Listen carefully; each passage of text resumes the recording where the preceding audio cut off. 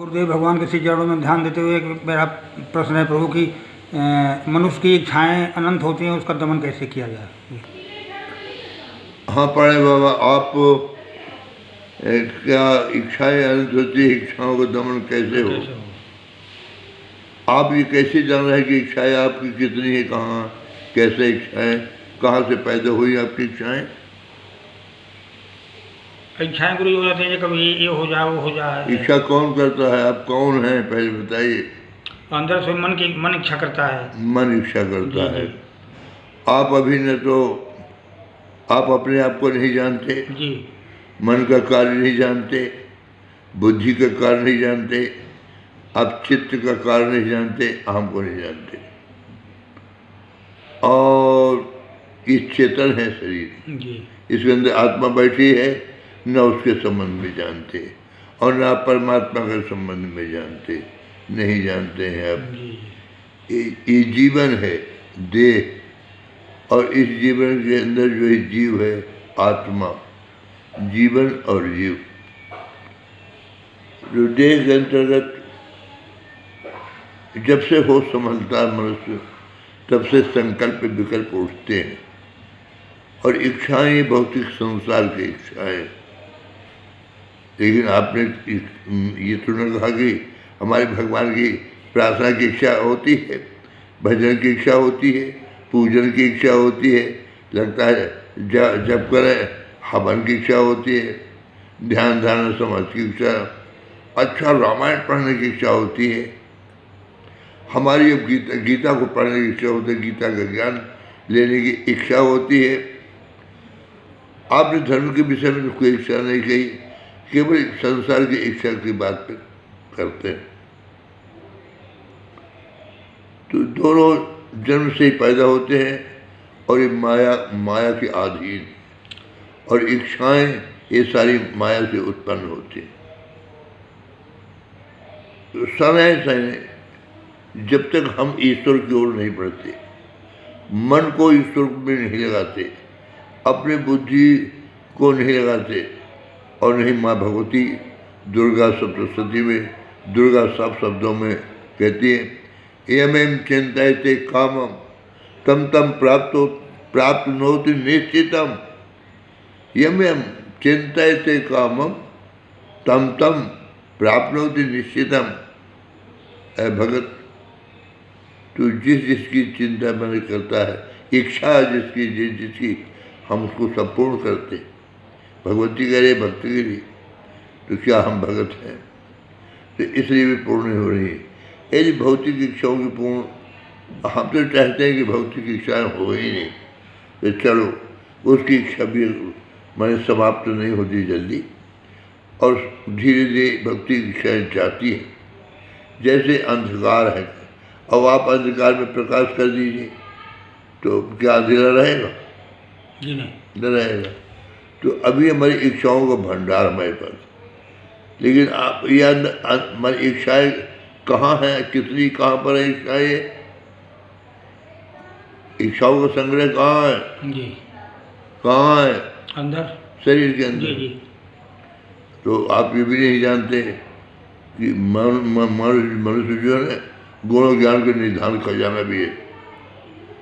अगर इच्छाओं का भंडार आपके पास में है तो मानुष तन गुण ज्ञान का निधान है, ज्ञान का भंडार भी उसके पास में है। और ज्ञान का भंडार के अलावा मैंने एक बुद्धि विकसित स्वरूप भी उसके पास में, शुद्ध विवेक कहते हैं चले तो, अब गुणों का है ही है। तो न तो हम अपने गुणों के विषय में जानते, न अपने ज्ञान के विषय में जानते, न आत्मा के विषय में जानते। इसलिए माया के बसित बोध होने के कारण, मन का गुलाम होने के कारण मन जो है अनेक इच्छाओं को जन्म देता है, नित्य प्रति नई इच्छाएं पैदा करता है। और इच्छा का दमन से वह परमात्मा शक्ति के अलावा कोई शक्ति नहीं है जो मन की इच्छा को दमन कर दे। इसलिए हमें चाहिए कि परमात्मा को कोई आप नाम ले लीजिए, माँ भगवती का कोई नाम लीजिए, और वही मन जो इच्छा कर रहा है उसी मन को मन के द्वारा आप भगवान का एक नाम पकड़ के चालू कर दीजिए। माँ का कोई नाम पकड़ के मन के अंदर मानसिक जाप कहते हैं उसे, तो मानसिक जाप आप जारी कर दीजिए। तो एक ही दिन में नहीं, अगर आप निष्ठापूर्वक, आप श्रद्धापूर्वक, भावपूर्वक, प्रसन्नतापूर्वक, आनंदपूर्वक आपने नाम माँ भगवती का नाम जपना शुरू कर दिया, तो कुछ लंबे अंतराल में आप धीरे धीरे अब देखेंगे कि एक एक इच्छाओं धीरे धीरे कम होने लगेगी।